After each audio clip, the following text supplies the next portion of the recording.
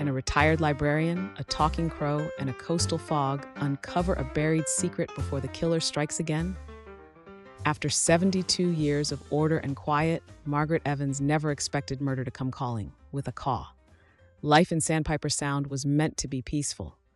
Margaret fills her mornings with tea, garden roses, and visits from Jasper, a crow with a knack for mimicking human voices. But when Jasper leads her to a body buried in the sand and echoes a chilling phrase, "Bury it deep," Margaret finds herself pulled into a decades-old mystery.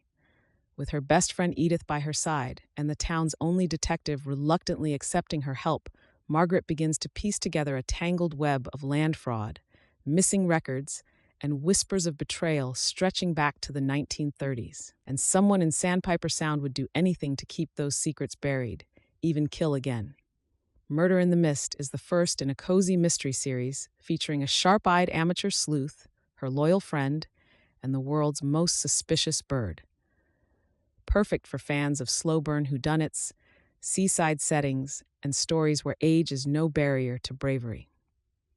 If you're enjoying the audiobook, please consider giving it a thumbs up to show YouTube that you like the video. This will help me to share it with others. Murder in the Mist, Book 1 of the Chronicles, a cozy mystery story written by Patricia Plotwell. Chapter 1. The rain had stopped sometime in the night, leaving Sandpiper Sound wrapped in morning mist. I stood at my kitchen window, waiting for the kettle to boil, and watched fog swallow the harbor until only the masts of fishing boats remained visible, floating like ghost ships in gray water. 5 years since Gerald died, and I still set out 2 cups of tea each morning. The kettle whistled. I filled my cup, just one, and carried it to the porch. The wooden boards were slick with dew, and the air tasted of salt and seaweed. My garden roses drooped under the weight of last night's rain, their petals bruised pink and red against the white picket fence that badly needed painting. A harsh caw shattered the quiet. I looked up to see Jasper circling above my lawn, his distinctive white wing patch catching what little light filtered through the clouds. He'd been visiting my yard for 3 years now, ever since I'd nursed him back to health after finding him with an injured wing. Most mornings, he arrived for his breakfast with a dozen other crows, a ragged parliament of black feathers and beady eyes. But today, he was alone, and he wasn't landing. "Good morning to you, too," I called, reaching for the bag of birdseed I kept by the door. Jasper swooped low over my head, cawing again, urgent, insistent. Then he wheeled toward the beach and disappeared into the mist. I frowned. In 3 years, Jasper had never acted like this. The sensible thing would be to drink my tea, feed the roses, perhaps work on the memoir I'd been promising my daughter I'd write. I glanced at my kitchen calendar as I set down the cup. Tuesday's date was circled. Daniel, 2 p.m. I'd forgotten to cross it off after he didn't show. At 72, I'd earned the right to sensible mornings. But something in Jasper's call had sounded almost like a word. Come. I pulled on my rain jacket and rubber boots and followed the crow to the beach. The path from my cottage to Pebble Beach took less than 5 minutes, winding between beach grass and wild roses until the sand opened up before me. The fog was thicker here, muffling the sound of waves. My boots left deep prints in the wet sand, filling slowly with water. "Jasper?" I called. "Where are you, you silly bird?" A caw answered from somewhere ahead. I walked toward the sound, scanning the beach for the crow's dark shape. That's when I saw the arm. It protruded from the sand at an unnatural angle, pale fingers curled toward the gray sky. For one horrible moment, my brain refused to process what I was seeing. A mannequin, I thought stupidly. Someone's idea of a prank. Then I saw the watch on the wrist, still ticking. My vision tunneled. The beach tilted sideways. I grabbed a piece of driftwood to steady myself, my heart hammering so hard I could hear it over the waves. "Breathe, Margaret, breathe." I forced myself to look again. The body was face down, half buried in sand that had been smoothed over deliberately. I could see the rake marks in the gray light. Only one arm and part of the back were visible. The exposed skin was mottled blue-gray, cold-looking. Dark hair matted with sand. The clothing looked expensive. A fine wool sweater, now ruined, and that gold watch glinting on the wrist. The kind of merino cardigan Daniel always wore to our Tuesday meetings. My stomach lurched. I turned away and pressed my hand to my mouth, bile rising hot and acidic. Someone had done this deliberately, buried him like evidence. Jasper landed on the driftwood beside me, unusually quiet. "Did you find this?" I whispered. "Did you see what happened?" The crow cocked his head, fixing me with one bright eye. Then he opened his beak and spoke in a voice that wasn't his own, a man's voice, rough and urgent. "Bury it deep." I stumbled backward, nearly falling. Jasper had mimicked sounds before, car alarms, other birds, even a few words he'd picked up from me. But never like this. Never a full phrase in a stranger's voice, laden with threat. "Where did you hear that?" My voice came out thin and high. Jasper didn't answer. He took flight, circling once before disappearing into the fog. I stood alone on the beach with a dead body at my feet, my hands shaking so badly I could barely pull my phone from my pocket. The sand around the body looked exactly as if someone had done what Jasper said, buried something deep, then tried to make the beach forget. The screen lit up, 6:47 a.m. I knew Mike Callahan's direct number by heart. He'd been the neighborhood troublemaker when we were young. Now he was Sandpiper Sound's only detective. He answered on the second ring. "Callahan." "Mike," my voice cracked. "It's Margaret Evans. I'm on Pebble Beach. I found a body." A pause. "A body? Margaret, are you certain?" "Unless there's another explanation for a human arm sticking out of the sand, then yes, I'm quite certain." I heard papers rustling, a chair scraping. Mike's voice shifted to his professional tone. "Where exactly on the beach?" I described my location, mentioned the driftwood marker, tried to keep my voice steady. As I spoke, I found myself scanning the sand around the body. There, a single footprint, deep and distinct. A man's boot, bigger than my own size 7s. But just the one. Someone had been careful to erase their tracks. "Margaret," Mike was saying, "I need you to step back from the body. Don't touch anything. We'll be there in 5 minutes." "Mike, wait." I forced myself to look at the body again, to really see it. The victim is wearing expensive clothes, and the sand around them has been deliberately smoothed. Someone tried to hide this. Good. His approval was brief, already moving. "Now please, step back and wait for us. And Margaret, stay where you are and don't let anyone else approach the scene." As if anyone else would be on the beach at this hour. I ended the call and backed away from the body, my legs unsteady. The fog pressed close, and every shadow seemed to hide a watcher. I couldn't shake the feeling that whoever had buried this body might still be near, might be observing me even now. The sound of sirens broke the morning silence, distant at first, then growing louder. Red and blue lights flashed through the mist like dying fireworks. Mike was the first to reach me, his face grave beneath his gray hair. He'd known me since he was a boy getting into scrapes around town. It was strange to see him so official now, so much older than I remembered. "Margaret." He nodded, his eyes moving past me to the body. "Are you all right?" "I'm fine." It was a lie, but I didn't want to be the hysterical old woman. Just shocked.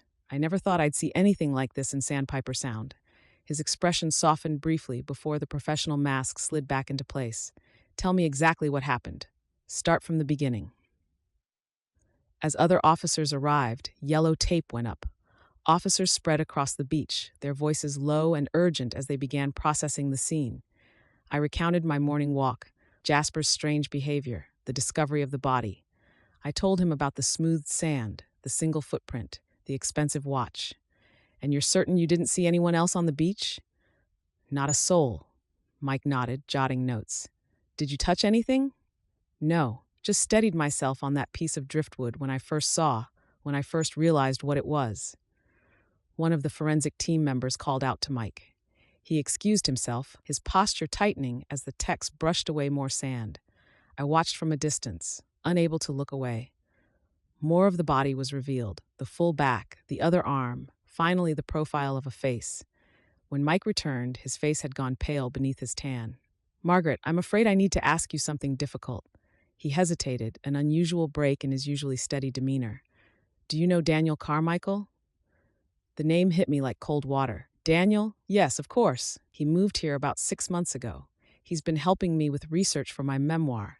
He was a journalist before retiring, and he knew how to dig through historical records. We'd have coffee every Tuesday at my house to go over what he'd found." Even as I spoke, the past tense made my stomach drop. Mike, please tell me that's not Daniel under that sand. Mike's silence was answer enough. My legs gave out. Mike caught my elbow, guiding me to sit on a large rock away from the scene. The world blurred at the edges. Daniel. Kind, curious Daniel with his endless questions about Sandpiper Sound's founding families. Daniel, who'd been so excited just last week when he'd found something in the old records. Daniel, who'd said those words that now echoed in my mind. Margaret, I think I've uncovered something troubling. Can we meet next Tuesday to discuss it? That was yesterday. I'd waited for him. He never came. Margaret? Mike's voice seemed to come from far away. Did Daniel mention anything unusual lately? Anyone he was concerned about? I tried to focus, to push through the shock. He was researching the founding families for my memoir. The Simmons family, the Montgomerys, and I struggled to remember. The Fields family, I think. He said he'd found some interesting patterns in the old records, but he wanted to verify something before showing me. What kind of patterns? He didn't say, just that. I pressed my hand to my forehead, trying to remember his exact words. He said, "These old families have been burying secrets for a long time, Margaret. I just need to figure out who's still protecting them." Mike wrote this down carefully. Did he seem frightened? No. Excited, if anything, like he was on the verge of a big discovery. My voice broke. Oh God, Mike, if I hadn't asked him to help me, would he still be alive? Don't do that to yourself. Mike's voice was firm. You didn't kill him, Margaret. Someone else did, and we're going to find out who. As Mike led me away from the beach, past the growing crowd of onlookers and emergency vehicles, I heard Jasper's caw overhead. I looked up to see him circling, a dark comma in the lightning sky, and once more, clear as day, the same voice rolled out of his beak. Rough, urgent, not his. Bury it deep. Mike heard it too. He looked up at the crow, then at me, his expression unreadable. Margaret, he said slowly, what exactly did your crow just say? I don't know. I watched Jasper disappear into the thinning fog, but I have a terrible feeling he was there when Daniel died. If Jasper had witnessed the murder, perhaps he could tell me what else he knew. Daniel's Tuesday meeting would never happen now, but I could still find out what he'd discovered. Chapter 2. I didn't sleep that night. Every time I closed my eyes, I saw Daniel's arm reaching up from the sand, that gold watch still ticking on his wrist as if time hadn't stopped for him at all. By dawn, I gave up on sleep. I made tea, 1 cup, just one, and sat at my kitchen table surrounded by the materials Daniel had given me over the past 6 months. File folders stuffed with photocopied documents, yellow legal pads in his neat square hand, a leather portfolio of old photographs and clippings, the detritus of a research project that had gotten him killed. My hands trembled as I opened the first folder. Inside were copies of land deeds dating back to 1847, when Sandpiper Sound was first incorporated. 3 families had founded the town.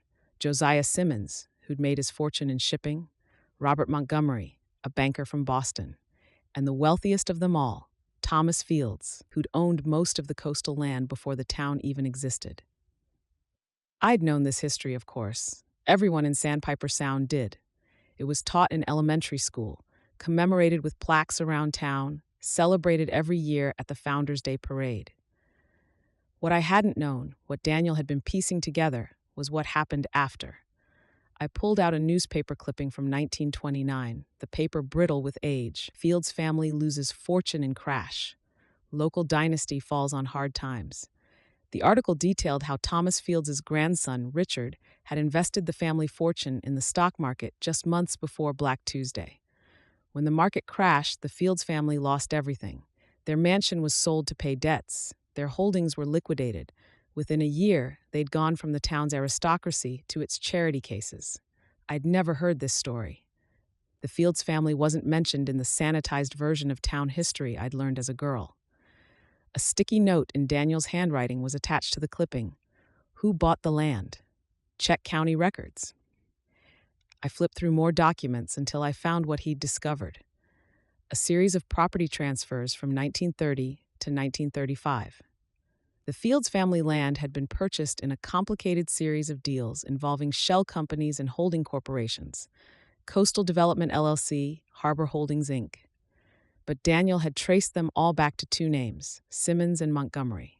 The founding families had swooped in and bought everything the Fields family lost for pennies on the dollar. Another sticky note. Coincidence or something more? I sat back, my tea forgotten. This was more than just historical gossip. This was motive, a wound that had festered for nearly a century. A sharp knock at the door made me jump, scattering papers across the table. "Margaret, it's Mike. Are you decent?" I glanced down at my bathrobe and slippers. Define decent. Fully clothed will do. I gathered the papers hastily and opened the door. Mike stood on my porch with 2 coffees from the cafe and a paper bag that smelled of fresh croissants. He looked as tired as I felt, his shirt already rumpled despite the early hour. "You look terrible," he said. "You're one to talk."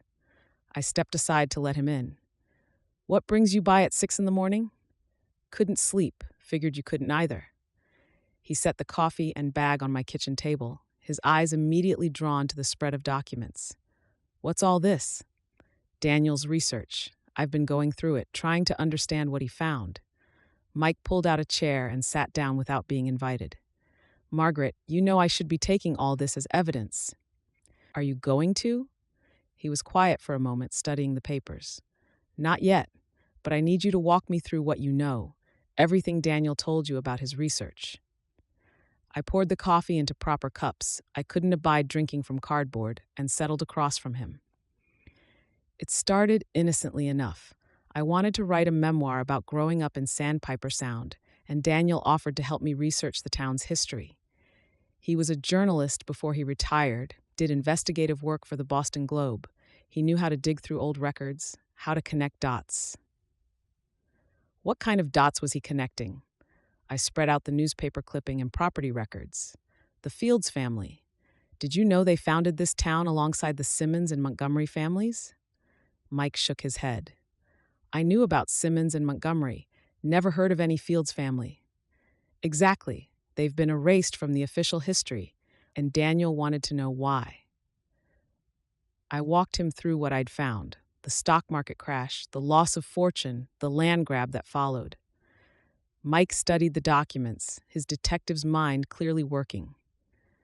"You're saying the Simmons and Montgomery families deliberately bought up the Fields' land when they were vulnerable?" "That's what it looks like. Though Daniel thought there might be more to it. He was trying to trace what happened to the money from those sales, that whether it actually went to the Fields family or if somehow they were cheated." "And the Fields family now?" Mike asked. "Are there any descendants still in town?" The question hung in the air between us. I opened my mouth to say I didn't know, then stopped. "Martha," I said slowly. "Martha Fields. She owns the Sandpiper Cafe." Mike's eyes widened. "Are you certain?" "I've known Martha for 40 years. Her maiden name was Fields. She used to joke about being related to the fallen dynasty, but I always thought she was kidding. She never talked about it seriously." Mike pulled out his phone and started taking notes. "Martha Fields owns the cafe. Long-standing resident. Any family?" "Her mother died about 10 years ago. No siblings that I know of. She never married." I paused, something nagging at me. "Mike, you don't think Martha had anything to do with Daniel's death?" "I don't think anything yet, but if Daniel was investigating her family's history, she might know something useful." I nodded, but unease settled in my stomach. Martha was one of my oldest friends. We'd served on the garden club together, organized bake sales, gossiped over coffee for decades. The idea that she might be connected to Daniel's murder seemed absurd, and yet... "There's something else," I said, pulling out another folder. "Daniel's notes from the past few weeks." Mike leaned forward as I opened the folder. Inside were pages of Daniel's handwriting, increasingly hurried and hard to read toward the end. I found the entry from 3 weeks ago and read aloud. "Meeting with MF today. She was cagey when I asked about her family's connection to the 1930s land sales. Says she doesn't know much, but her body language suggested otherwise. She kept touching her necklace, a nervous tell. Asked if she had any family documents from that era. She said everything was lost in a house fire in the 70s. Need to verify." "MF," Mike repeated. "Martha Fields?" "Could be, but it could also be someone else. Marjorie Fitzhugh at the Historical Society, Mildred Fenway on the planning board." I flipped through more pages. "Here, from 2 weeks ago, MF called me today very upset. Said I'm stirring up old pain for no reason, but she's hiding something. I'm sure of it. She mentioned meeting to discuss what's best for the town, setting up coffee tomorrow. Mike was scribbling notes furiously. Did Daniel mention this meeting to you? No, at least not directly. But last week when we had our Tuesday coffee, he seemed distracted. He kept checking his phone, and he cut our meeting short. Said he had to meet someone but didn't say who. Margaret, I need to ask you something difficult. Did you have any reason to think Daniel might have been in danger? The question hit harder than I expected. I thought back to our last meeting, trying to remember every detail. Daniel had seemed excited, energized by his research, but there had been something else too. A tension I'd noticed but dismissed at the time. He kept looking out the window, I said slowly, like he was watching for someone. And when he left, he didn't walk straight to his car. He went around the block first, then doubled back. Like he thought he was being followed?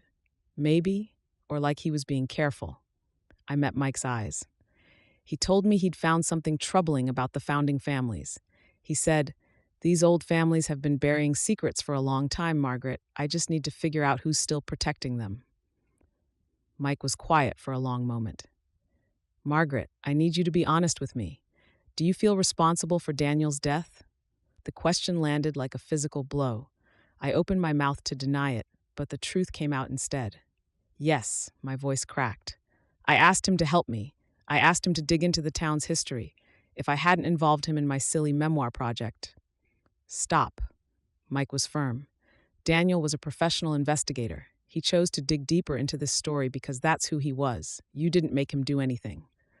But if I hadn't asked, then someone else would have, eventually, or he would have stumbled onto it himself. Mike reached across the table and squeezed my hand briefly. Guilt's natural, but misplaced. The only person responsible for Daniel's death is whoever killed him. I nodded, not trusting my voice. Mike stood and began gathering the documents into a neat pile. I need to take these now, official evidence. He slid the folders into an evidence bag, labeled each spine, and photographed the table before lifting anything. But Margaret, he paused, choosing his words carefully. I want you to be careful. If Daniel was killed because of what he discovered, then you might be at risk too. You think someone knows he shared his research with me? I think we can't rule it out. Promise me you'll be cautious. Lock your doors. Don't go wandering around alone, especially not at dawn on empty beaches. Despite everything, I almost smiled. That's going to make my morning walks challenging. Then take Edith with you. Safety in numbers. He gathered the evidence bags. I'm going to have a conversation with Martha Fields today. See what she knows. After Mike left, the clock ticked too loudly in the quiet house. Gerald was gone. Daniel was gone. And now I was left with questions and guilt in equal measure. A familiar caw drew my attention to the window. Jasper sat on the sill, his head cocked as he watched me through the glass. I opened the window. Hello, my clever friend. Come to keep me company? Jasper hopped inside and perched on the back of a kitchen chair. He ruffled his feathers, then opened his beak. For a moment, I thought he might repeat that chilling phrase from yesterday. Instead, he spoke in Daniel's voice, warm, excited, exactly as I remembered it. Margaret, I think I've found it. The connection everyone's been hiding. My breath caught. Jasper, when did you hear Daniel say that? The crow cocked his head but didn't answer. He couldn't, of course. He never strung together long speeches, mostly fragments, and usually from the last day or so. He was just mimicking sounds he'd heard, probably in the hours before Daniel died. But it confirmed what I'd suspected. Jasper had been with Daniel near the end. He'd heard things, seen things. If only I could understand what he was trying to tell me. I pulled out a notepad and pen. All right, Jasper, let's try something. Can you say that again? What Daniel said? Jasper ruffled his feathers, then repeated in Daniel's voice. Margaret, I think I've found it. The connection everyone's been hiding. I wrote it down word for word. What else? What else did you hear? Jasper was quiet for a moment.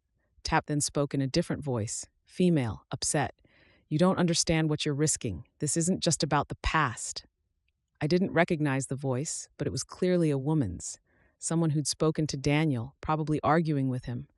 Who was that, Jasper? Whose voice was that?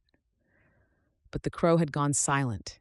He preened his feathers, ignoring my questions. I stared at what I'd written.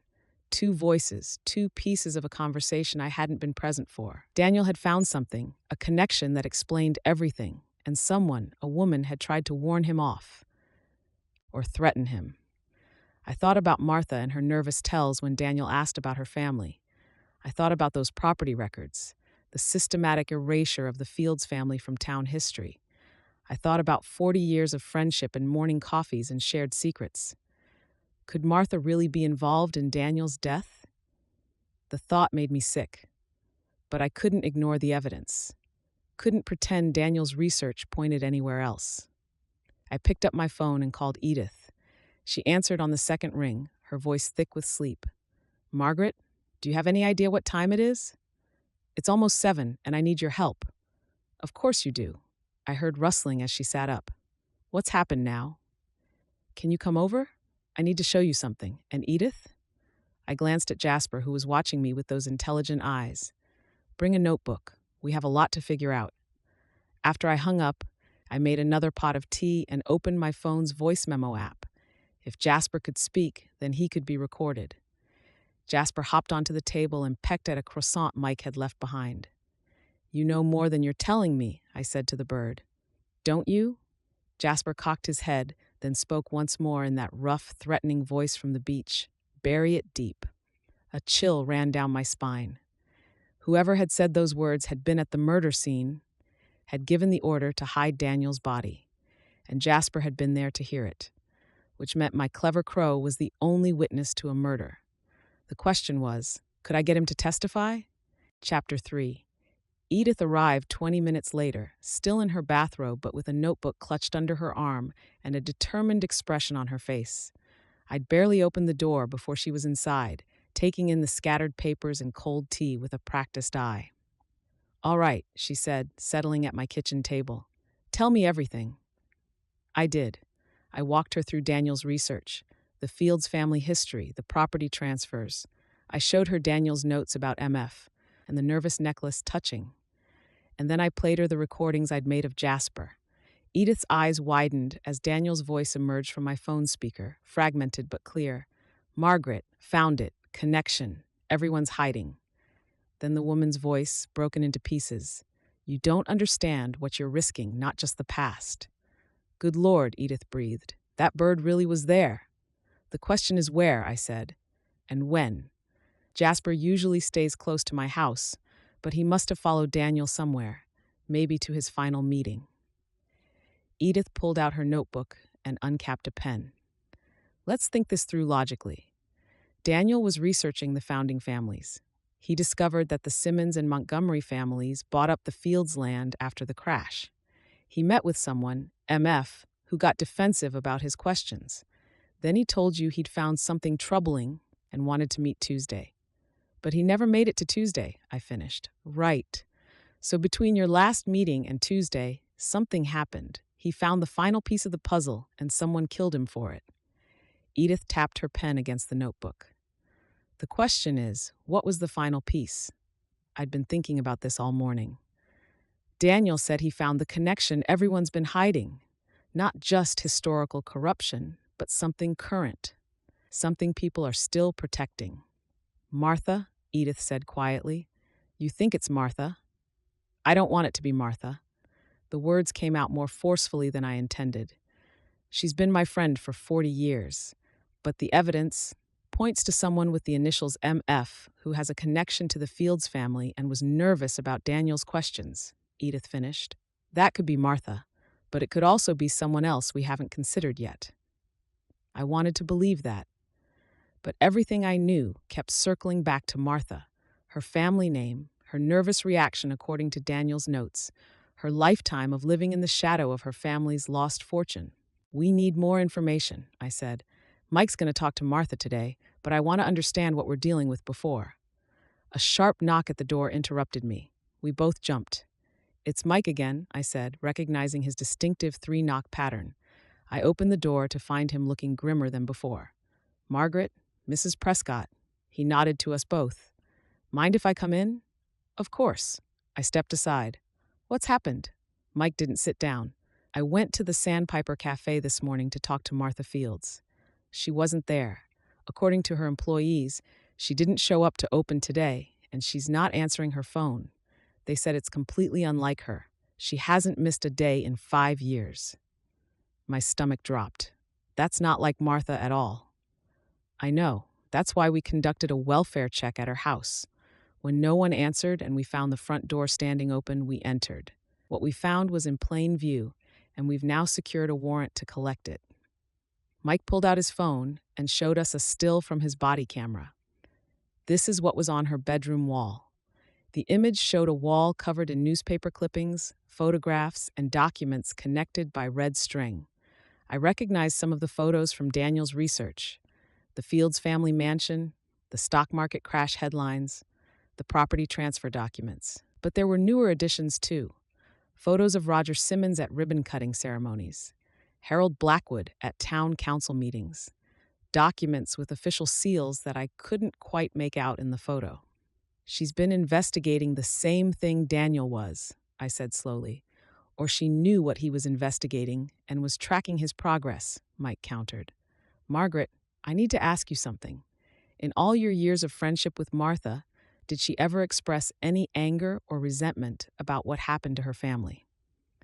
I thought back through decades of conversations. Martha joking about her family's fall from grace. Martha working double shifts to keep the cafe afloat. Martha refusing to attend the Founders' Day celebrations, always claiming she was too busy. She never said anything directly, I said carefully. But there were hints, little comments about how the old money families ran everything in town, how some people got ahead on their family names while others had to work for everything they had. Bitterness, Edith said, but that's a long way from murder. Maybe. Mike put his phone away. Or maybe it's been building for 90 years. I'd known Martha 40 years and never grasped the depth of that wound. Where is she now? I asked. We don't know. Her car's gone. No credit card activity since yesterday afternoon. We've got officers looking for her, but... Mike trailed off. But she could be anywhere, I finished. Margaret, I need you to think carefully. Did Martha ever mention any places that were significant to her family? Vacation spots, family properties, anything like that? I shook my head. She always said the cafe was all she had left of her family. Her mother sold their house years ago to pay medical bills. I don't know of any other properties. Mike's phone buzzed. He glanced at it, and his expression darkened further. I have to go. But Margaret, Mrs. Prescott, please stay inside today. Lock your doors. If Martha contacts either of you, call me immediately. After he left, Edith and I sat in silence for a long moment. Do you really think Martha killed Daniel? Edith asked finally. I don't know what to think anymore. I picked up my tea, found it cold, and set it down again. But I keep coming back to what Jasper heard, that woman's voice, warning Daniel about what he was risking. It sounded urgent, almost desperate. Not threatening, worried. You think Martha was trying to protect Daniel? Maybe, or protect herself, or protect some secret she's been keeping. I stood up, too restless to sit still. I need to understand what Daniel found, the real connection, not just the historical grievance. Edith flipped through her notebook. Daniel's notes mentioned verifying whether the Fields family actually received the money from those property sales. What if they didn't? What if the Simmons and Montgomery families orchestrated the whole thing, crashed the stock market investments somehow, then bought the land without ever paying fair value? That would be more than just opportunism, I said slowly. That would be fraud, theft. But how would we prove it 90 years later? Daniel must have found proof. That's what got him killed. Edith stood and began pacing, her bathrobe billowing behind her. Think about it, Margaret. If the founding family's wealth is built on stolen land, that's not just a historical scandal. That's current. Legal claims could be made. The Simmons and Montgomery families could lose everything. My mind raced, connecting dots. Roger Simmons is on the Coastal Development Board. He's been pushing for years to approve that luxury resort project on the North Shore. The land that used to belong to the Fields family, Edith said, her eyes widening. Margaret, what if this isn't just about the past? What if there's a current scheme, built on the same foundation as the original theft? Before I could respond, Jasper, who'd been silent this whole time, suddenly spoke in a new voice. Male, authoritative, slightly muffled as if through a phone, and broken into fragments. Coastal deal, Friday, paperwork buried. Edith and I stared at each other. Jasper, I said carefully, when did you hear that? The crow cocked his head, then repeated the fragments. It had the quality of a phone conversation. Jasper must have been near someone taking a call. Friday, Edith said. That's tomorrow. I grabbed my phone and pulled up the town's public meeting schedule. Sure enough, there was a coastal development board meeting scheduled for Friday at 2 p.m. The agenda included one item: final approval, North Shore Resort Project. This is it, I breathed. This is the connection Daniel found. The Fields family land is about to be developed, and whoever owns it now is about to make millions.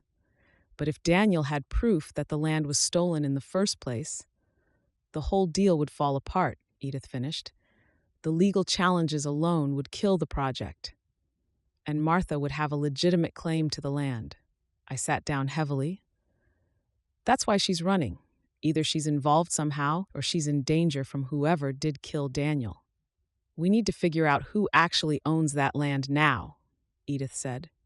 If it's not the Simmons or Montgomery families directly, then who? I thought about the shell companies Daniel had traced: Coastal Development LLC, Harbor Holdings Inc., legitimate-sounding names that concealed the real owners. We need to see the rest of Daniel's research, I said. The parts Mike took as evidence. He must have traced the ownership chain all the way to the present. Mike's not going to just hand over active evidence, Edith pointed out. No, but maybe we don't need the originals. I pulled out my phone. Daniel was meticulous. He always backed up his work. He mentioned once that he used cloud storage for all his important files. You think he gave you access? I think it's worth checking. I opened my email and searched for messages from Daniel. There, from 3 weeks ago, a message with the subject line, Research Backup. Margaret, attached are the login credentials for my research archive, just in case anything happens to my physical files. You know me, paranoid old journalist habits die hard. Two-factor authentication is set up with emergency backup codes included. My hands trembled as I clicked the attachment. Inside was a simple text file with a username, password, and a list of backup codes. He knew, I whispered. He knew he might be in danger, and he made sure I'd have access to everything. Margaret, Edith said carefully, if you log into this, you need to call Mike immediately. Chain of evidence and all that. She was right. I pulled up Mike's number. Let me at least see what's there first. Then I'll call him. Edith moved to look over my shoulder as I logged into Daniel's cloud account. The main folder was labeled Sandpiper Sound, The Real History.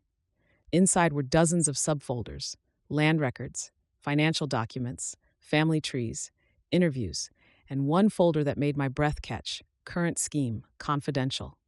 I clicked it open. The file list was extensive: property deeds, corporate filings, what looked like leaked emails. At the top was a document labeled Executive Summary. My finger hovered over it. I should call Mike now. Look at the summary first, Edith urged. If it's nothing, we haven't wasted his time. If it's something, you'll know what to tell him. I opened it and began to read aloud. The North Shore land, originally owned by the Fields family and acquired through questionable means in 1930 to 35 by Simmons and Montgomery interests, has remained in corporate ownership through various shell companies for 90 years. The current development deal, valued at $47 million gross, will benefit the following individuals. The list that followed included Roger Simmons, Harold Blackwood, and 3 members of the town council. But the name at the top of the list, listed as majority stakeholder in the development company, made me stop reading. Oh my God, Edith breathed, reading over my shoulder. Martha Fields, 51% ownership stake in North Shore Development Corporation. She's part of it, I said, my voice hollow. The whole time, she was part of the scheme. But how? Edith demanded. Where would Martha get the money for a majority stake in a development corporation? That doesn't make sense. She was right. Something about this didn't add up. Martha could barely keep her cafe afloat. How could she be the majority owner of a multi-million-dollar development deal? Unless, I said slowly, she's not really the owner. What if it's nominee ownership, a straw stake? What if someone's using her name? Jasper chose that moment to speak again, this time in Martha's voice, sad, resigned, broken into fragments. Sorry, Daniel. Waited too long. My family. Justice. The words hung in the air between us. We need to call Mike, I said, right now. But even as I dialed, I couldn't shake the feeling that we were missing something crucial. Martha's voice on Jasper's recordings, was it confession? Or had someone been pressuring her, using her family's pain against her? Outside, a car engine idled on the street. I glanced out the window and saw a dark sedan parked across from my house, engine running. Edith, I said quietly, don't look now, but I think someone's watching us. Mike answered on the first ring. Margaret? Mike, I found Daniel's cloud archive. He gave me access. There's a document here that lists Martha as the majority owner in the coastal development deal, but something doesn't feel right about it. And Mike, there's a car outside my house, just sitting there. Lock your doors, I'm 2 minutes away. The line went dead. Jasper's beak clicked once, twice, then those broken, borrowed syllables again. Waited too long, my family, justice. Maybe it was confession, maybe it was a trap. Either way, Friday at 2 o'clock was coming, and if the paperwork was buried, Daniel wouldn't be the only thing lost to the sand. Chapter 4. The dark sedan pulled away 30 seconds before Mike's cruiser rounded the corner. By the time he reached my door, the street was empty again. It was right there, I said, pointing to where it had been parked. Dark blue or black, couldn't see the plates from this angle. But there was a parking tag hanging from the mirror. Looked like it might be from the marina. Mike radioed it in, then glanced back at me. Harbor Master owes me a favor. I'll have him check recent registrations. But I could tell from his expression he didn't expect much. Sandpiper Sound had exactly 3 police officers on duty at any given time. Whoever had been watching knew the odds were in their favor. Show me the archive, Mike said, following us inside. I pulled up Daniel's cloud storage on my laptop and walked him through what we'd found. Mike's expression grew darker with each document. This is good work, he said finally. But Margaret, you should have called me before accessing any of this. I know. But I had to see. He held up a hand. And honestly, it might work in our favor that you accessed it first. If we'd tried to get a warrant for cloud storage owned by a murder victim, we'd still be waiting. But since he gave you legitimate access, the evidence is admissible? With some creative lawyering, probably. Let me call the DA. He stepped outside to make the call. Edith and I sat in silence, both of us processing what we'd learned. Martha, my friend of 40 years, was listed as the majority owner of a development deal worth tens of millions. But the more I thought about it, the less sense it made. She doesn't have that kind of money, I said aloud. The cafe barely breaks even most months. She's told me that herself. So how does she end up owning 51% of a development corporation? Edith mused. Someone had to put up the capital. Or someone's using her as a front. I pulled up the corporate documents again. Look at when this was established. North Shore Development Corporation, incorporated 3 years ago. Initial capital investment, $500,000. $500,000 Martha doesn't have, but the Simmons family does, and the Montgomery family, and every other name on this list. I scrolled through the ownership structure. What if they needed a Fields as the face of the project? To make it look legitimate, like the land was being returned to its rightful owners? Edith's eyes widened. They're using her. They convinced her to be the figurehead while they pull the strings and take the real profits. Or they're setting her up, I said slowly. If this deal is built on fraud, if Daniel was about to expose that the original land sales were illegal, then Martha would be the one holding the bag. She's the majority owner on paper. She'd take the fall. Mike returned, his expression grim. DA says the evidence is admissible with some conditions. We need to document everything carefully. She's also preparing a preservation order for the development board's emails and phones. He rubbed his jaw. But Margaret, she also said we need to consider the possibility that Martha is a victim here, not just a suspect. I'd known Martha 40 years and never grasped the depth of that wound, the bitterness of watching her family's legacy stolen, then being used by the very families who'd done the stealing. We were just talking about that, Edith said. It doesn't make sense for Martha to have the money for this kind of investment. No, it doesn't.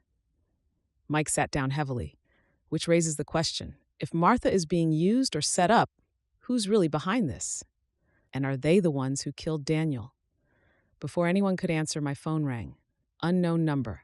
I looked at Mike, who nodded. I put it on speaker. Hello? Margaret. Martha's voice was strained, frightened. Oh God, Margaret, I'm so sorry. I didn't know what else to do. Martha, where are you? Are you safe? I can't tell you that. They'll find me. They're watching everything. Her voice cracked. Margaret, I didn't kill Daniel. You have to believe me. I would never. I believe you. I said and realized I meant it. But Martha, you need to tell me what's happening. Who's behind the development deal? A long pause. In the background, I could hear wind, maybe waves. She was near the water. It started so innocently, Martha said finally. 3 years ago, Roger Simmons came to me with a proposal. He said he'd discovered that the land sales from the 1930s were legally questionable, that my family might have a claim. He offered to help me pursue it. In exchange for what? A partnership. I'd be the public face, the field's heir reclaiming her family's legacy. His investors would provide the capital and expertise. The bitterness in her voice was palpable. We'd develop the land together, and I'd finally get some measure of justice for what was done to my family. They structured it as a vendor take-back note. My family's claim became the equity stake. Mike was taking notes, his expression intent. I was so stupid, Martha continued, her voice breaking. I thought he was helping me, but then Daniel started asking questions, started digging into the old records. He found proof, actual proof, that the original land sales weren't just morally wrong, they were legally fraudulent. Forged documents, bribed officials, the whole thing. That's good, Martha, I said gently. That would support your family's claim. No, her voice rose, panicked. You don't understand. If the original sales were fraudulent, then every transaction since then is invalid. The land still belongs to my family, but Roger and his friends, they've been using shell companies to own it for decades. If the fraud comes out, they lose everything. And I'm the one who signed my name to the new development corporation. I'm the one who'll go to prison for fraud. The pieces clicked into place. They set you up. They made you the face of the deal specifically so you'd take the fall when it collapsed. Daniel figured it out, Martha whispered. He tried to warn me, told me I needed to get a lawyer, go to the authorities. But I was scared. Roger said if I talked to anyone, he'd make sure I went down alone. Said he had documents proving I knew about the fraud all along. He even gave me a safety deposit key, told me it was for our important documents, but now I think it's evidence he planted to frame me. Did you, Mike asked, his voice neutral, know about the fraud? No. I swear, I thought this was legitimate. I thought I was finally getting justice for my family. A sob. But then Daniel kept pushing, said he was going to take his evidence to the FBI regardless of what it meant for me. And she stopped abruptly. Martha? I prompted. What happened? I told Roger. I told him Daniel was going to expose everything. I don't know what I thought, that maybe Roger would back down, end the deal, let it all go. Her voice dropped to a whisper. I didn't know he'd kill him. Margaret, I swear I didn't know. Mike leaned forward. Martha, this is Detective Callahan. I need you to come in and make an official statement. We can protect you. The line went dead. Mike swore and immediately started making calls. Caller ID spoofed. We'll try to triangulate, but assume it's a burner. He paced as he talked to his team. I sat frozen, Martha's words echoing in my mind. I told Roger. I told him Daniel was going to expose everything. She hadn't wielded the knife, but she'd pointed Roger Simmons straight at his target. We need to bring Roger in, Mike said, ending his third call. But we don't have enough for an arrest yet. Martha's testimony would help, but without her. We have Daniel's research, I said. Doesn't that prove the fraud? It proves there might have been fraud 90 years ago. We need to connect Roger Simmons to Daniel's murder directly. Mike looked at his notes. Margaret, think carefully. In all the time you've known Roger, has he ever said or done anything that might be relevant? I tried to think, but I'd always avoided Roger Simmons. He was pompous, self-important, the kind of man who dominated every conversation. Though I had noticed one thing. Whenever he was being evasive or dishonest in meetings, he'd straighten his cufflinks. A nervous tell. Wait, Edith said suddenly. The Gentlemen's Club. They're having their monthly gala tomorrow night. Friday night, right after the development board meeting.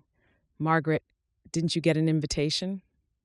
I had. It had arrived weeks ago, a formal invitation to the club's annual fundraising gala. The club itself was a relic, all mahogany, oil portraits, and a charter signed by the original Simmons and Montgomery patriarchs. I'd planned to skip it, as I always did. What are you thinking? Mike asked. I'm thinking, Edith said slowly, that if Roger Simmons is planning to finalize this deal at the Friday meeting, he'll be celebrating at the gala that night. And people talk when they celebrate. They let things slip.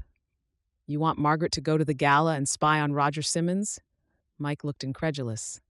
I want Margaret to go to the gala as your guest, Edith corrected. Perfectly legitimate. She's a respected member of the community. No one would question her presence, and Roger might let something slip if he thinks he's gotten away with it. Mike shook his head. Too dangerous. If Roger suspects... He won't suspect, I interrupted, the plan taking shape in my mind. You're right, Edith. Roger will be feeling triumphant after the board meeting. His guard will be down, and at a public event with dozens of witnesses, he's not going to risk anything. Margaret, Mike, we need evidence that connects Roger directly to Daniel's murder. Martha's testimony helps, but she's on the run and terrified. If we can get Roger to say something incriminating at the gala, something you witnessed directly. Mike was quiet for a long moment. No secret recordings, just ears and eyes. If he talks, I hear it too, but I don't like it. You don't have to like it, I said. You just have to be my +1 to a party. Outside, Jasper cawed from his perch on the porch railing. I walked over and opened the window. The crow hopped inside and immediately flew to the kitchen table, where he landed next to my laptop. He cocked his head at the screen, which still showed Daniel's files. Then he spoke in Roger Simmons's voice, cold, authoritative, fragmented.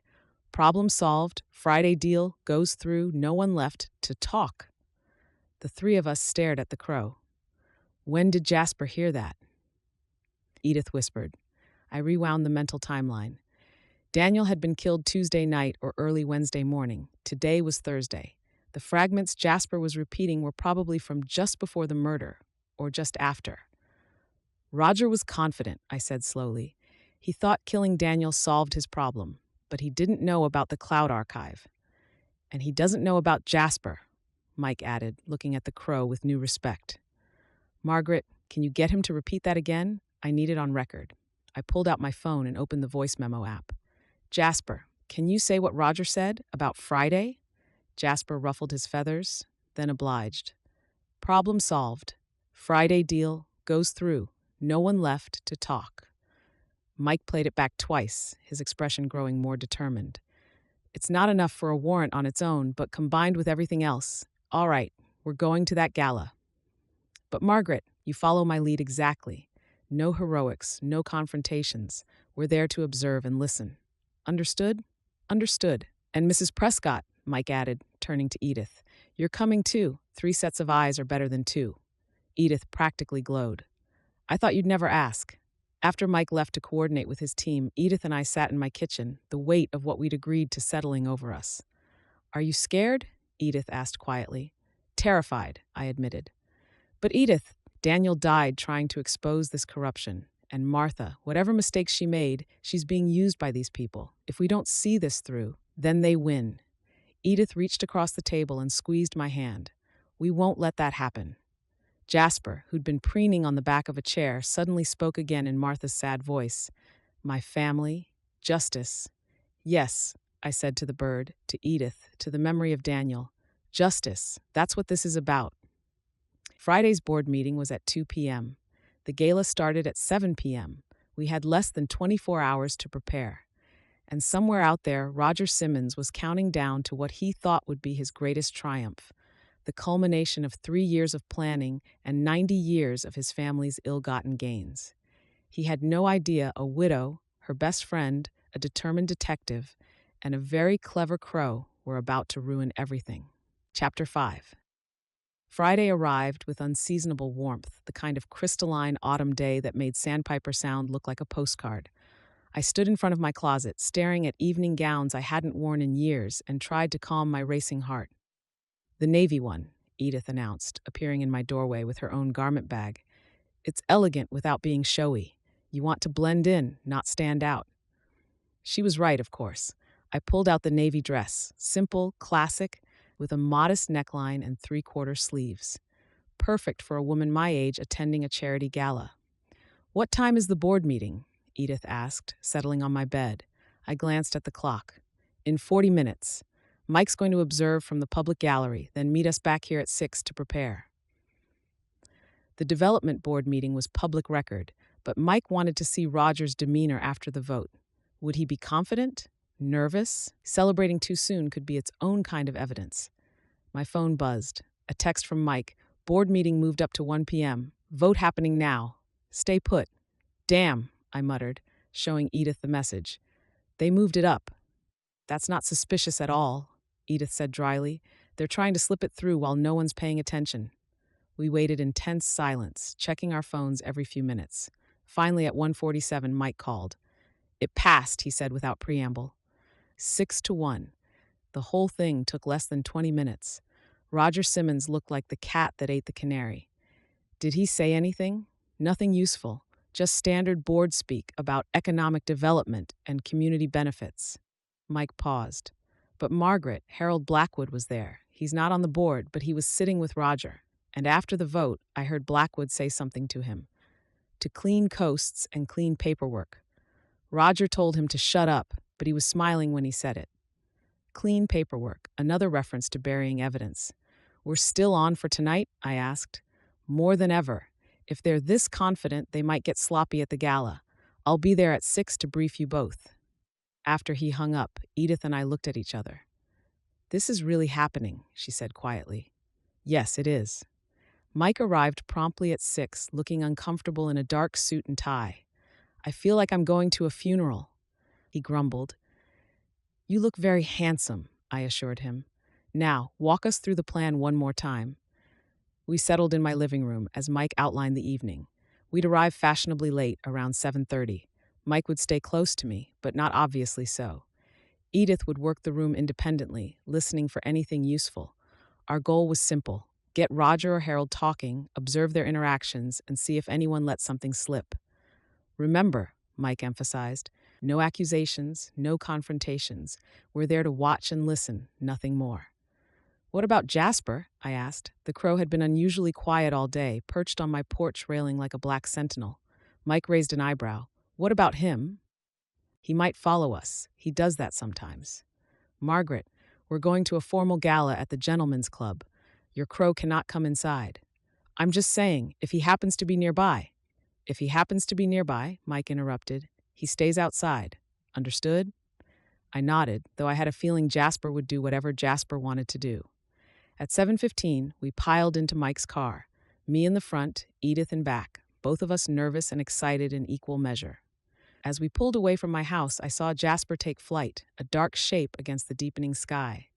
The Gentlemen's Club sat on a hill overlooking the harbor, its white columns and wraparound porch gleaming in the evening light. Cars lined the circular drive, Mercedes, BMWs, the occasional Tesla. Old money and new, all gathered to celebrate their own importance. A young valet in a crisp uniform approached as we pulled up. Mike handed him the keys, and I caught a glimpse of something that made my breath catch: a marina parking tag hanging from the valet's key rack, identical to the one I'd seen on the sedan outside my house. This one had a small blue triangle in the corner. "Mike," I whispered, but he'd already noticed. He made a subtle gesture later and offered me his arm. "Shall we, Mrs. Evans?" The club's interior was exactly as I remembered from the few times I'd been forced to attend functions here. Dark wood paneling, oil portraits of stern-faced founders, the scent of old money and older privilege. Crystal chandeliers cast warm light over guests in evening wear, champagne flutes catching and reflecting the glow. "Margaret Evans," a booming voice cut through the murmur of conversation. Harold Blackwood, president of the club, descended on us with outstretched arms. His face was already flushed from excitement or alcohol, I couldn't tell. "How wonderful to see you. And Detective Callahan. What an unexpected pleasure." "Mr. Blackwood," Mike said neutrally, "thank you for having us." "Nonsense, nonsense. Any friend of Margaret's is welcome here. Harold's eyes were unfocused, his smile too wide. Speaking of friends, have you seen Roger? We're celebrating tonight. Big day for Sandpiper Sound. Oh? I kept my voice light, curious. What's the occasion? The North Shore Project. Board approved it this afternoon. He leaned in conspiratorially, his breath reeking of scotch. To clean coasts and clean paperwork, eh? He laughed at his own joke, nudging Mike's shoulder. Mike's expression remained carefully neutral. That's wonderful news for the town. Wonderful. It's brilliant. Roger's been working on this for, well, longer than anyone knows. He winked, tapping his nose. Some deals take time to mature properly. I imagine they do, I said carefully. It must be satisfying to see it finally approved. Oh, you have no idea. The timing couldn't be better. We had to move quickly, you understand, before certain complications could arise. Mike and I exchanged the briefest glance. Complications? I asked innocently, but Harold had already spotted someone else across the room. Ah, there's the man of the hour.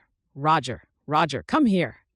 Roger Simmons threaded through the crowd toward us, and I felt my stomach tighten. He looked impeccable in a tailored tuxedo, every inch the successful businessman. But as he approached, I noticed his hands. He was adjusting his cufflinks, straightening them compulsively, his nervous tell. Margaret, Roger said smoothly, what a pleasant surprise. I didn't know you'd be joining us tonight. Detective Callahan was kind enough to invite me, I replied, matching his pleasant tone. Congratulations on your board approval. Harold was just telling us about the North Shore project. Something flickered in Roger's eyes, annoyance, concern, but his smile never wavered. Harold does love to celebrate, perhaps a bit too enthusiastically. He shot Blackwood a warning look, but Harold was already halfway across the room, accosting another group of guests. I hope he's not oversharing, Roger said, his tone light, but his meaning clear. Just expressing his excitement, Mike said. Understandable, given the significance of the project. Roger's hands went to his cufflinks again. Straighten, adjust, straighten. Yes, well, it's been a long time coming. Excuse me, I should mingle. He moved away quickly, disappearing into the crowd. He's rattled, Mike murmured. Harold's talking too much, and Roger knows it. Mike's phone buzzed. He glanced at it discreetly. Harbor Master came through. Tag style matches South Marina guest passes. Cross-checking valet arrivals now. Should we follow Roger? Not yet. Let's split up. See what else we can learn. Stay in sight of each other. I nodded and moved toward the bar, where I could observe the room. Edith had positioned herself near a group of council members, her expression pleasantly vacant as she eavesdropped shamelessly. The evening wore on. I made small talk with people I'd known for decades, all while keeping one eye on Roger Simmons. He worked the room with practiced ease, but I noticed he kept checking his watch, kept adjusting those cufflinks, and every time Harold Blackwood's voice rose above the crowd, Roger's jaw tightened. At 8:30, dinner was announced. We filed into the main dining room, a cavernous space with long tables set with fine china and crystal. Mike and I were seated near the back, far enough from the head table to avoid suspicion, close enough to observe. Roger sat at the center of the head table, flanked by Harold and several board members. As dinner was served, Harold rose to give a toast. Friends, colleagues, he began, swaying slightly. Tonight we celebrate a vision that began long before most of you were born. Nervous laughter rippled through the room. Roger's fingers found his cufflinks. Straighten, adjust, straighten. The North Shore has waited nearly a century to fulfill its destiny, Harold continued, his voice growing louder. And now, finally, we've cleared all the obstacles, all the complications. He raised his glass. To Roger Simmons, who knew exactly how to handle those complications, however messy they might have been. The room fell silent. Harold seemed oblivious to the tension, grinning widely as he drained his champagne. Roger stood abruptly. Thank you, Harold, that's quite enough. Roger's voice was steel wrapped in silk. Everyone, please enjoy your meal. As Roger sat back down, I saw him lean toward Harold and whisper something harsh. Harold's smile faltered. Mike touched my elbow. Did you hear that? Messy complications? And Roger's reaction, I added. Harold knows something Roger doesn't want shared. From outside, I heard a familiar caw. I glanced toward the tall windows and saw Jasper perched on the terrace railing, his distinctive white patch visible even in the dim light. Your crow followed us, Mike muttered. I told you he might. As if sensing our attention, Jasper let out another caw. Then he began to speak, repeating what he'd heard, snipped phrases he'd been practicing all day, projecting like a bell ringer. Roger's voice, fragmented but clear. Minutes before the vote, everything in place. The room went quiet, heads turned toward the terrace, toward the crow that had just spoken in perfect imitation of their host. Roger's face drained of color. Did that bird just, someone began. But Jasper wasn't finished. He hopped along the railing, then spoke again, this time in Harold's slurred voice. However messy, handled the complications. Then, devastatingly, in Roger's cold, authoritative tone, problem solved, no one left to talk. The silence in the room was absolute. I'd come to listen, not to win, but when Jasper spoke, a hush fell, and for once, Sandpiper Sound seemed willing to hear the truth. Roger stood slowly, his composure finally cracking. That's just a bird, mimicking random sounds. It doesn't mean anything. He straightened, trying to regain control. Let's not turn a charity dinner into a circus, Detective. But Mike was already on his feet, his badge out. Mr. Simmons, step outside with me. Please, we have questions about Daniel Carmichael's death. He turned to the room. Officers will ask guests to remain for now. Uniforms moved to the doors. The manager killed the music. Mike nodded to his team. Preserve CCTV, valet logs, and phone records. One of the officers spoke quietly into his radio. Valet log shows a dark sedan with South Marina guest tag, time-stamped 7:06 p.m. The room detonated. Chairs scraped, voices rose. Mike angled toward Roger. Two more officers moved to flank him. Across the room, Harold swayed, suddenly sober, eyes on the terrace doors. His hand slipped toward his pocket, toward his phone. Edith was faster. She stepped smoothly into his path. Harold, dear, you look like you need to sit down. An officer materialized at Harold's elbow. Sir, I'll need you to hand over your phone. On the terrace, Jasper clicked his beak twice and went silent. The trap had sprung. Now we had to make it hold. Chapter 6. The police station at midnight looked like something out of a film noir. Harsh fluorescent lights, cold coffee in styrofoam cups, and Roger Simmons sitting in an interview room with his lawyer, stonewalling. Mike had sent Edith and me home around 10, but I couldn't sleep. At 11:47, he'd called with an update. Roger was lawyered up and saying nothing. Harold Blackwood, on the other hand, was talking to save his cufflinks, but his story painted Martha as the mastermind and Roger as an unwitting accomplice.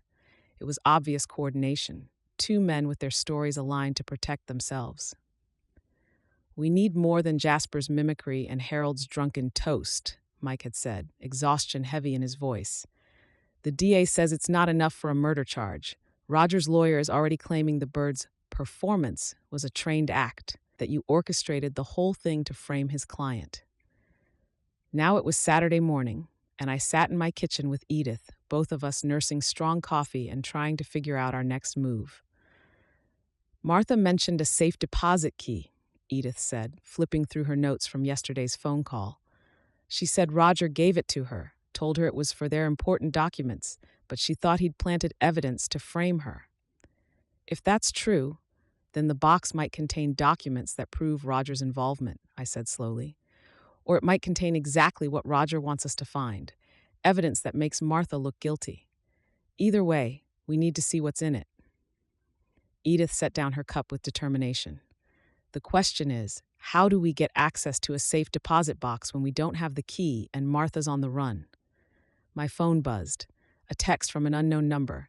Margaret, it's Martha. I'm at the old lighthouse on the North Point. I have the key. Please come alone. I need to give you something before I turn myself in. I showed Edith the message.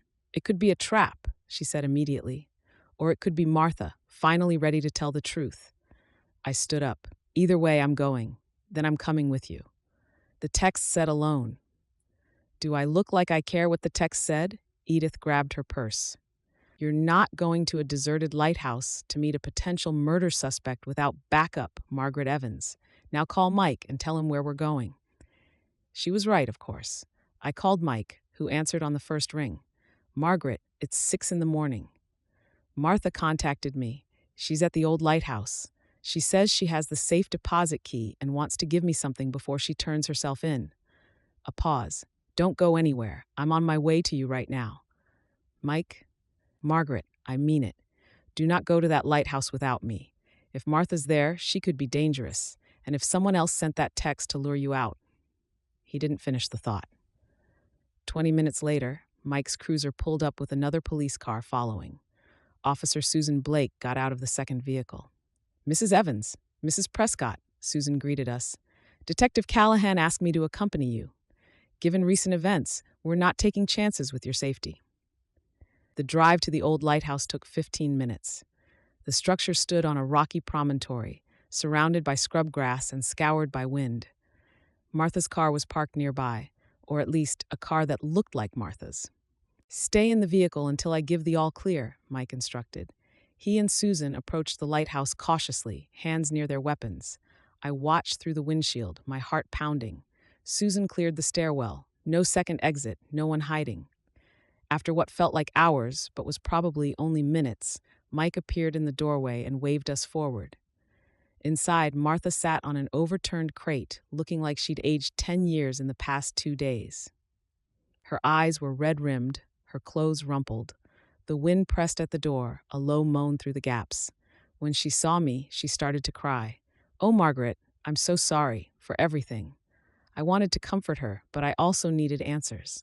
"Martha, what's going on? What are you doing here?" She pulled a small key from her pocket. "This is the key Roger gave me. The safe deposit box is at Coastal Bank, box 247. He told me it contained copies of the development documents, proof of my family's legitimate claim to the land." She laughed bitterly. But I realized, if the documents were legitimate, why would they need to be hidden? What's really in that box? "Evidence that frames you for Daniel's murder," Mike said quietly. "That's our theory." Martha nodded. "I think you're right. Roger was always 2 steps ahead, always planning. Daniel was getting close to the truth, and Roger made sure that if everything fell apart, I'd be the one left holding the bag." "Tell me about the night Daniel died," Mike said, pulling out his notebook. Martha's face crumpled. "I called Daniel that Tuesday afternoon. Told him I needed to talk, that I'd realized something was wrong with the development deal.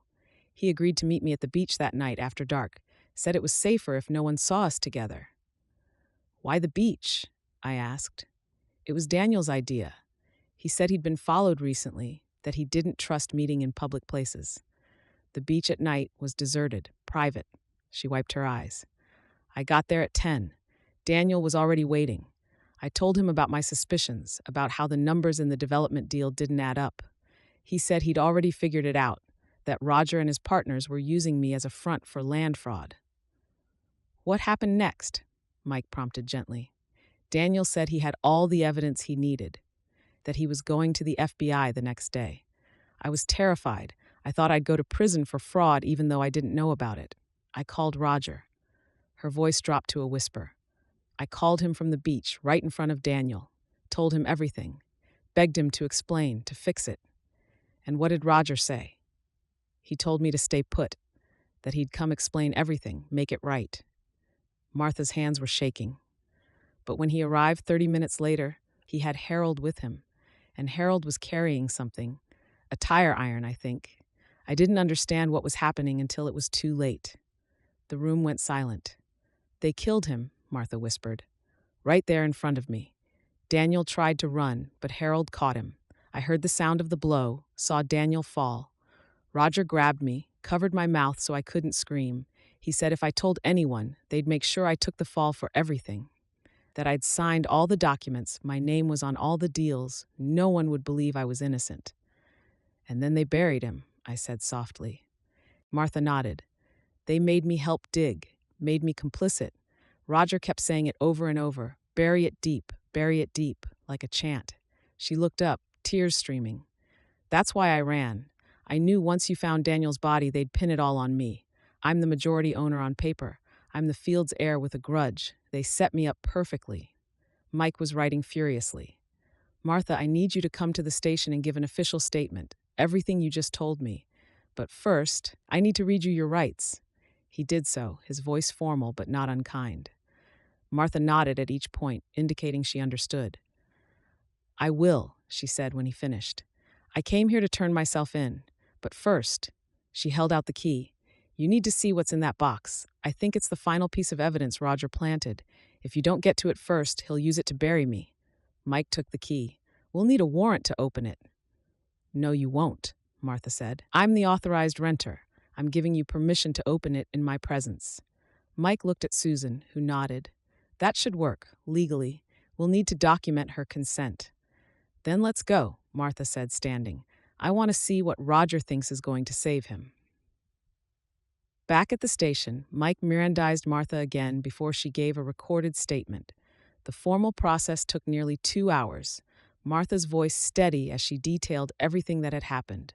She also signed a consent form for evidence release from the safe deposit box. Coastal Bank opened at 9 on Saturdays. We waited until then, Edith and I sitting in the station's waiting area while Martha remained in an interview room. She really didn't know, Edith said quietly. Martha, she thought Roger was helping her.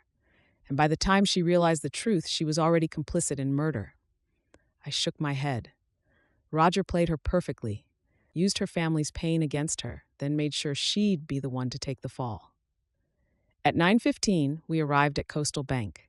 The manager, Mr. Peterson, looked nervous when Mike flashed his badge, even more so when Martha walked in flanked by police officers. We need to access safe deposit box 247, Mike said. Miss Fields is the authorized renter and is giving consent. He activated his body camera. Miss Fields, for the record, do you consent to opening box 247 in the presence of law enforcement? Yes, Martha said clearly. I consent. She signed the bank's access log while Peterson witnessed. Mr. Peterson led us to the vault. The vault's air was cool and metallic. The fluorescents hummed overhead. Martha kept her hands folded as Peterson logged the access. A teller and Susan witnessed as Mike photographed the box in situ before anything moved. Martha inserted her key, the manager inserted the bank's master key, and the box slid open. Inside was a folder containing documents. Mike, now wearing gloves, carefully removed it and laid the contents on a nearby table. The manager initialed an inventory sheet while Mike sealed everything into evidence bags before examining any of it. The first document was a photocopy of a ledger showing cash payments from Martha to Roger over the past 3 years.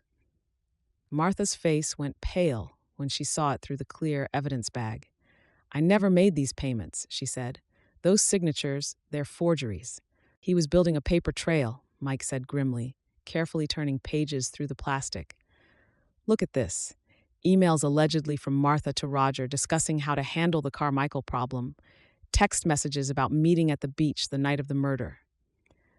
The payments mirror the vendor take-back note schedule, I observed, leaning closer.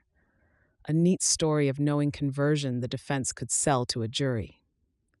None of this is real, Martha insisted, her voice rising. I never sent these emails. These aren't my text messages. I believe you, Mike said, but a jury, with your name on all the development documents, your motive, your presence at the murder scene? Roger constructed a perfect frame. He kept sorting through documents. Then he stopped, his expression changing. Wait, Margaret, look at this. He held up a photograph, still in its evidence bag. It showed Roger and Harold at the beach where Daniel died. The timestamp in the corner read the night of the murder, 10:47 p.m. The back print showed a drugstore lab mark. Why would Roger keep evidence of himself at the crime scene? Susan asked. Mike carefully turned the bag over. On the back of the photo, in neat handwriting, insurance policy. If she talks, she goes down alone. If I need leverage, I have proof of my presence. RS. We'll recover the original file with the built-in timestamp once forensics unlocks Harold's phone, Mike noted. But this print is damning on its own. He was covering all his bases, I said, understanding dawning. If Martha kept quiet, the forged documents would frame her. If she tried to implicate him, he could claim he was there trying to talk her out of it, that she was the one who killed Daniel. Except, Mike said, a slow smile spreading across his face, he made a mistake. This photo proves he was at the murder scene. And look, he pointed to the background of the photo. That's Harold's arm in the frame. You can see part of the tire iron. Martha started laughing, a slightly hysterical sound. He kept evidence of his own crime as insurance. Oh God, Roger, you absolute fool. Mike served Peterson with a preservation request for vault logs and camera footage, then carefully secured all the evidence. This changes everything. The forged documents prove conspiracy. The photo places both men at the crime scene at the time of death. Combined with Martha's testimony and the physical evidence, he looked at Martha. You're still going to face charges for accessory after the fact and failure to report, but this puts Roger and Harold away for murder. I'll cooperate fully, Martha said. Whatever you need. I'll testify. I'll wear a wire if you need more evidence. I'll decode every shell company document in my mother's old papers. Whatever it takes. Mike nodded. We'll talk about all of that. Right now, let's get this evidence processed. I want handwriting analysis on those signatures, printer forensics, email header analysis, and I want Harold's phone checked against these fake texts. We'll also pull the vault corridor cameras and the bank CCTV. Peterson cleared his throat nervously. Detective, I should mention, the corridor camera outside this vault has been down for maintenance since Thursday. Mike's jaw tightened. Convenient timing. I'll need documentation of who knew about that and when the maintenance was scheduled. As we left the bank, I felt exhausted but relieved. The pieces had finally come together. Roger's careful plan had unraveled, undone by his own paranoia and need for control. A crosswalk signal ticked in the distance. Jasper was waiting on a lamppost outside the bank. He cawed once, then spoke in Roger's voice. No longer threatening, just empty. Problem solved. Yes, Jasper, I said quietly. The problem is solved, just not the way Roger planned. Chapter 7. By Monday morning, the case against Roger Simmons and Harold Blackwood had transformed from circumstantial to ironclad. Mike called me at 8 with an update. Forensics came through. The lab fast-tracked everything after the DA flagged flight risk. Handwriting analysis confirms the ledger signatures were forged, and they match samples from Roger's office. The email headers trace back to a laptop registered to Harold. And here's the kicker. Harold's phone had the original photo file, complete with metadata, placing him at Pebble Beach at 10:47 p.m. the night of the murder. What about the South Marina lead? I asked, pouring my morning tea. Harbor Master pulled records. The sedan with the blue triangle tag was registered to a slip rented by You'll Love This, Coastal Development LLC, Roger's shell company. And the marina's CCTV shows Roger getting into that car Thursday afternoon, right before it showed up outside your house. I felt a chill. Roger had been watching me, trying to intimidate me into silence. There's more, Mike continued. We pulled soil samples from the tire iron Harold tried to hide in his garage. Perfect match to the sand composition at Pebble Beach. And Martha's phone records show her call to Roger at 10:32 p.m. that night, exactly when she said she called him. So everything she told us checks out.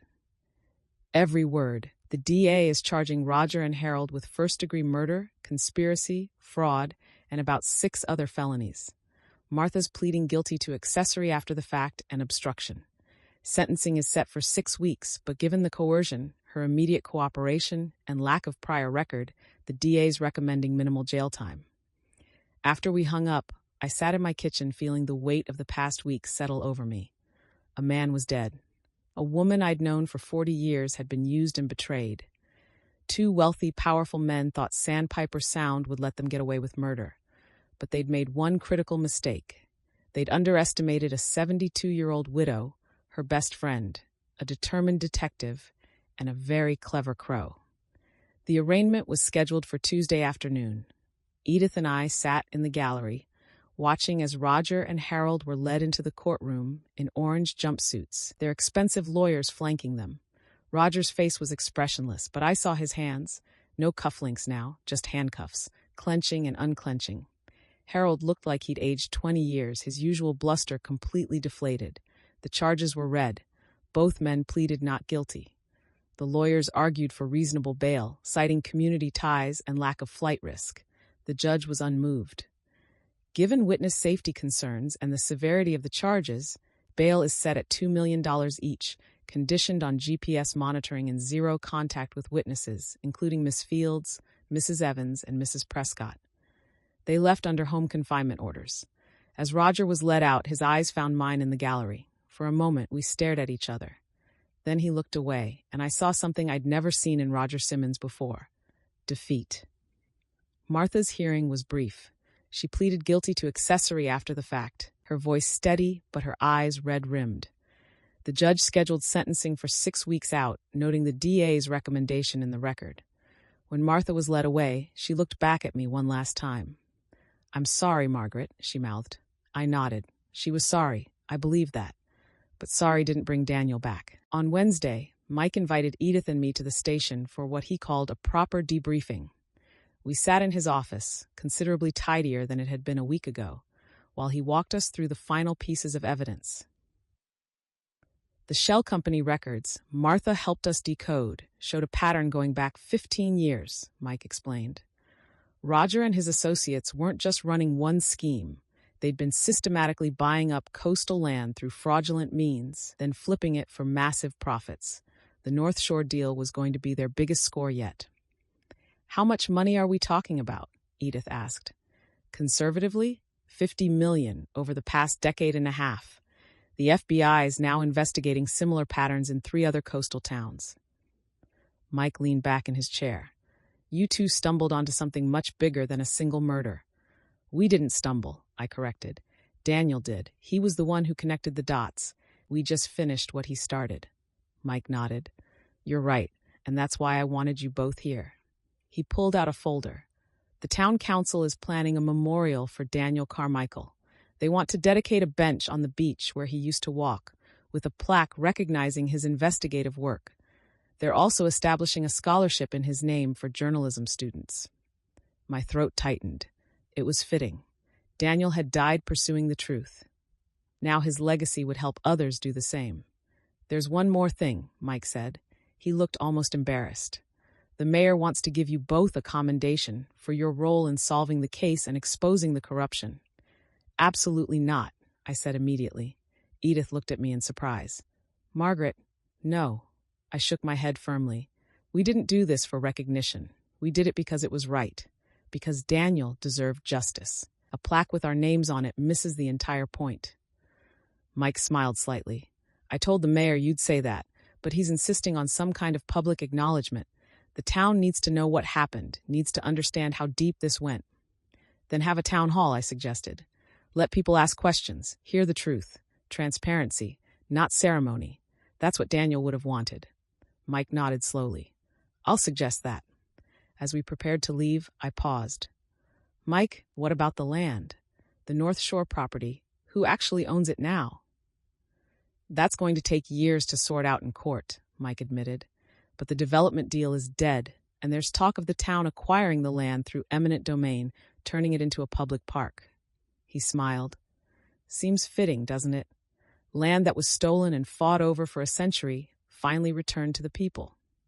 That evening, I sat on my porch with a cup of tea, watching the sun set over Sandpiper Sound. The town looked peaceful, unchanged by the drama of the past week.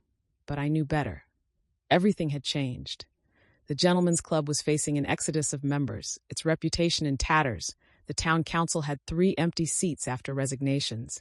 Roger Simmons's various businesses were being liquidated to pay legal fees and potential restitution. And Martha's cafe stood empty, a for sale sign in the window. Jasper landed on the porch railing, cocking his head at me expectantly. "Hello, my clever friend," I said. "I suppose you know we couldn't have done this without you." Jasper ruffled his feathers, then spoke in Daniel's warm voice one last time. "The truth shall set you free." I smiled, tears pricking my eyes. "Yes, Daniel. Yes, it will." Edith's car pulled up, and she emerged with a covered dish. "I made lasagna," she announced. "Figured you could use some comfort food." "You figured right." I stood to let her in. "Stay for dinner?" "As if you could get rid of me." She paused in the doorway. "Margaret, do you think things will go back to normal now?" I looked out at the harbor, at the fishing boats returning with their daily catch, at the lighthouse beam beginning its nightly sweep. "I think we'll find a new normal, one with a little more honesty and a little less blind trust in old names and inherited wealth." "Good," Edith said. "It's about time Sandpiper Sound joined the 21st century." The town hall meeting was held the following Saturday in the community center. Every seat was filled, with people standing along the walls. Mike stood at the podium with the DA, methodically explaining the scope of the fraud, the evidence, and the charges. When they opened the floor for questions, hands shot up immediately. How did we not know this was happening? Were other council members involved? What happens to the people who invested in Roger's developments? Mike and the DA answered patiently, transparently. Some answers were unsatisfying. There was still much to investigate, many questions yet to be answered. But the honesty was refreshing. At one point, someone asked, "How was this uncovered? What made anyone look into this in the first place?" Mike gestured to where Edith and I sat in the back.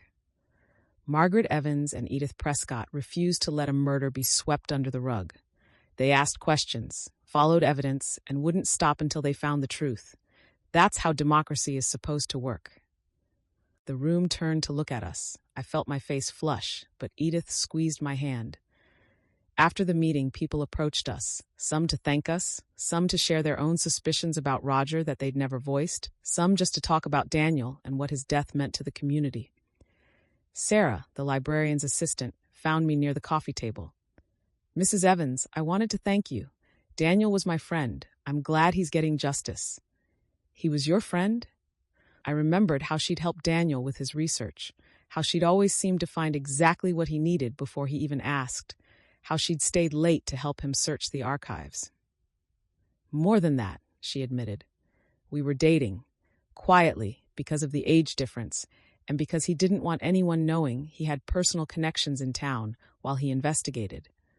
But I loved him, and I'm grateful you didn't let his death be forgotten." She walked away before I could respond, leaving me with the weight of yet another loss I hadn't fully understood. 2 weeks later, on a crisp autumn morning, the town gathered on Pebble Beach for Daniel Carmichael's memorial. A simple wooden bench had been installed overlooking the water, with a brass plaque reading, "In memory of Daniel Carmichael, journalist, truth seeker, friend. The truth shall set you free." Sarah spoke, her voice steady despite her tears. Mike spoke. Even the mayor spoke, acknowledging the failures of leadership that had allowed corruption to flourish. I didn't speak. I simply stood with Edith, watching the waves roll in and out, thinking about Daniel and the chain of events his investigation had set in motion. Jasper appeared as the ceremony ended, landing on the back of the memorial bench. Several people laughed.